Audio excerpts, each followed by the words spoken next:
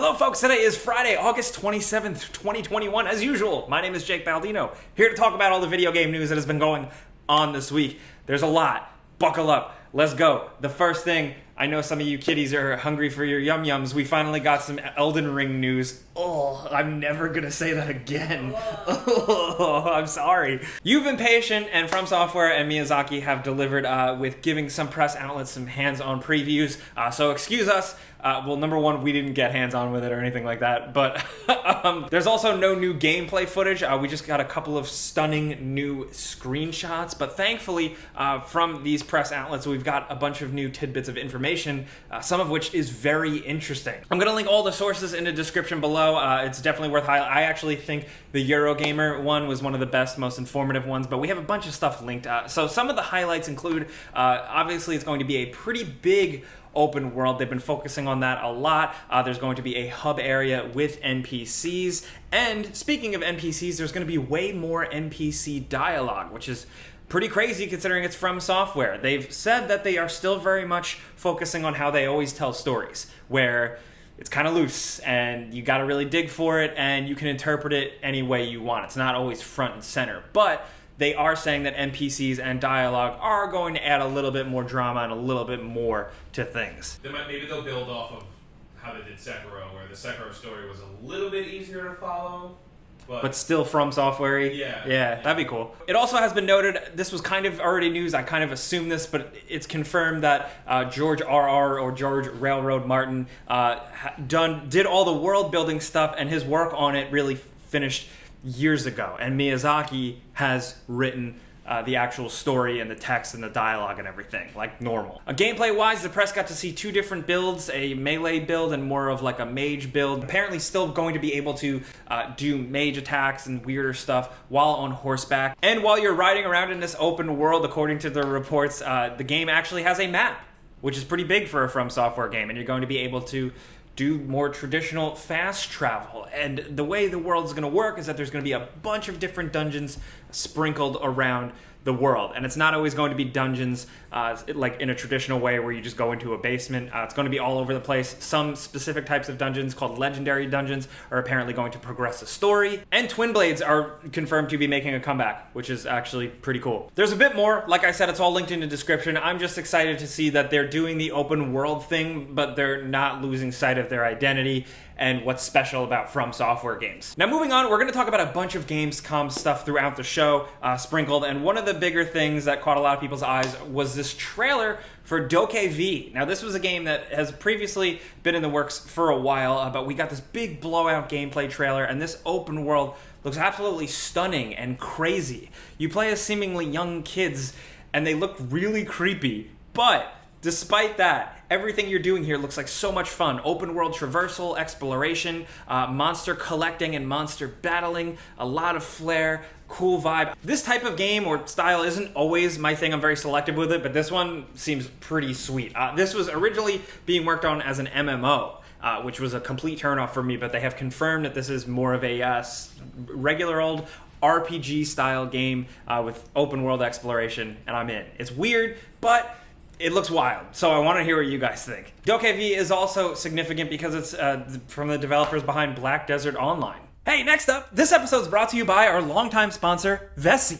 These sustainably made and stylish sneakers have been impressing us for over a year now. Not only are they extremely practical and good in a ton of situations, but they're comfortable as hell, and that's the most important thing. And since I've gotten a new puppy, I've had to take him outside to go to the bathroom like every 20 minutes, and I have these shoes ready to go right at the door. They're great to slip on and head outside, and since they're 100% waterproof, they're practically unkillable. The dog and the dirt and just the elements in general completely trashes them, but they're easy to get clean and ready to go again because you could just blast them with water. And then, like me, when you're done outside, they look cool enough to just wear out and about. Like I said earlier, they're sustainably made, but they come in a variety of different styles, sizes, and colors, especially some cool limited edition colors they release sometimes that sell out quickly. So if you want to check them out, definitely click the link in the description down below. It's vessi.com/GameRanks, and you can use our code GameRanks to get $25 off your first order of Vessi shoes. That's vessi.com/GameRanks. Use the offer code GameRanks, and thanks to Vessi for sponsoring our videos.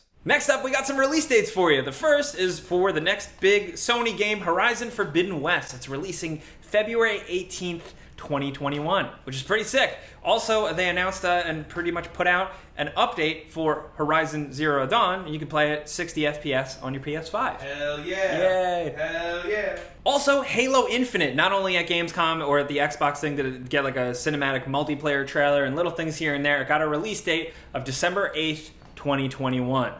This is interesting. Or is it gonna make it in time? Who knows? There's been a lot of speculation, with the game not launching with certain things like co-op campaign and Forge. This release date was announced not as like a big deal. Like it was kind of very quietly put out there. So I'm curious to see if it's gonna meet that deadline.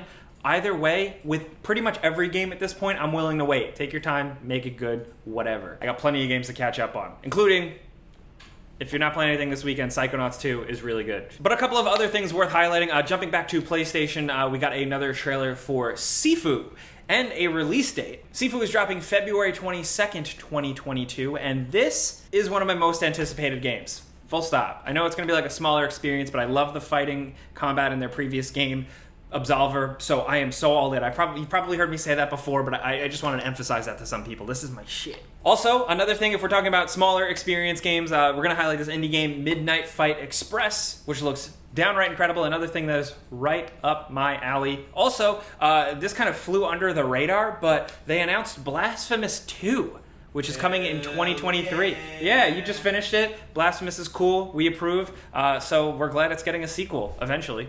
Also free DLC in December. Yeah, that's right. Remember that Marvel XCOM rumor leak from months back? Well, now it was officially announced. It's called Midnight Suns. It's a 2K joint. It is being developed by Firaxis, which is very exciting. We got a cinematic trailer that doesn't show us much other than the vibe, the darker vibe, some of the characters they're doing, which is cool. It's nice to see people like Ghost Rider and Blade getting represented, my boys. Also, it's just nice to see Wolverine hanging out with Captain America and Iron Man again. Next week, we're getting a gameplay reveal and more of a deep dive, and I can't wait to see just how this thing plays. Because Marvel games, I like how they've been kind of giving different games to different developers and seeing what they come up with. Also, we finally got the official announcement of Saints Row. There was a trailer and a little tiny snippet of gameplay, and I'm also going to link below a newer video that's more developer documentary, but also shows even more new little snippets of gameplay.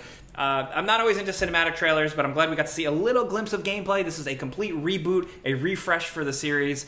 So no, Johnny Gat isn't there. It takes place at a different new location. It's like a southwestern location. You're still going to be able to make your own character and create your own criminal empire. They're pretty much doing that again, but with just like a little bit more of a return. And this is from press previews and from themselves. More of a return to Saints Row 2 style gameplay and like a Saints Row 2-3 vibe, which I'm okay with. This has proven to be very divisive. I never thought Saints Row would be a divisive game because Saints Row doesn't care about anything, and like when you play it, you don't care. Nothing matters. As long as it's fun, I don't care. But I'm very curious to see what you guys think, because I think a lot of people didn't actually catch that little bit of gameplay. But when you see that gameplay, you can kind of see a bit more of what they're going for. A cinematic trailer really only tells you so much. Also, just like totally on a different end, definitely want to highlight this. Shout out to the user Jason on Twitter who sent this to me. This is a fake Mandalorian game, which almost for a second looked pretty convincing. I'm like 90% sure it's fake. This is like a YouTube account that is a developer who just works on Unity stuff. So while it's styled as a leak, it seems like it's just a cool fan project. Maybe it's like a mod of Battlefield, or maybe it's built from the ground up. But it shows what could be. There's also been talk that there is actually a Mandalorian game in the works. This footage probably ain't it, but it's still nice to see a video game where you are a Mandalorian, or like technically kind of a Mandalorian. At this point, he's a Mandalorian. And in case you missed it, earlier today, Nintendo dropped a new trailer for Metroid Dread. They really got to relax on the trailers. I've seen enough. I'm very excited for the game. But still, this trailer is really cool. We get to see some Chozo stuff going on with some crazy designs, and I'm just really excited for this one. Also, in video games, it's been a really good week for April O'Neil. Not the porn star, no, the character from Teenage Mutant Ninja Turtles. She's revealed to be a playable character in the upcoming Shredder's Revenge, a game that I'm very much looking forward to as a fan of Streets of Rage style stuff and just old Ninja Turtle games. But she's also been revealed as a playable character for that, I forgot what it's called, but that Nickelodeon Super Smash Bros. Game that actually looks pretty good. Not only was she announced as a playable character, but also Catdog, which is awesome. Nice to see Catdog getting represented in full 3D in 2021. What a time I love it. And I love it, baby. What a time to be alive. Who else we gotta get? We gotta get Carl Weezer. We gotta get Jimmy Neutron's dad. Angry Beavers.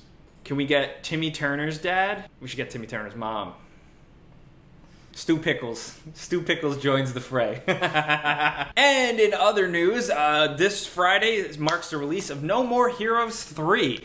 And according to the developer Suda, this is the last No More Heroes game. He posted this statement pretty much confirming that this is the end of Travis Touchdown's journey. So Godspeed, Travis Touchdown, and Godspeed all of you guys. This is the end of the Friday show. Like I've been saying, Gamescom is a lot. There's a ton of info. We didn't have time to talk about everything here on the show today. So just so you know, GameRanks did make a video that's essentially breaking down all of the new game announcements. You know, there's plenty of updates on games and stuff, but like we made a list of every new game announced at Gamescom. So if you want to check that out, it'll pop up at the end of this video. It's also linked in the description down below with everything. But let me know what you think about everything from Gamescom, just this week of news, stuff not Gamescom related. Let's talk about anything. You know, what do you think about the Saints Row reboot? How do you feel about the Elden Ring previews? Are you liking what you're hearing? Let's talk about anything. Down in the comments. Anything video game related at all. I want to hear from you. Things get a little crazy though, so if you want to yell at me directly, hit me up on Twitter, Instagram, and YouTube at Jake Baldino. If you like the show and you like getting caught up throughout the week, all you got to do is click the like button. That legit helps us out a lot. Thank you. But I'm Jake Baldino. I'm here every Friday, forever. I will never die. Catch me on the Before You Buy videos and stuff like that. Thank you for watching. Pizza's on me.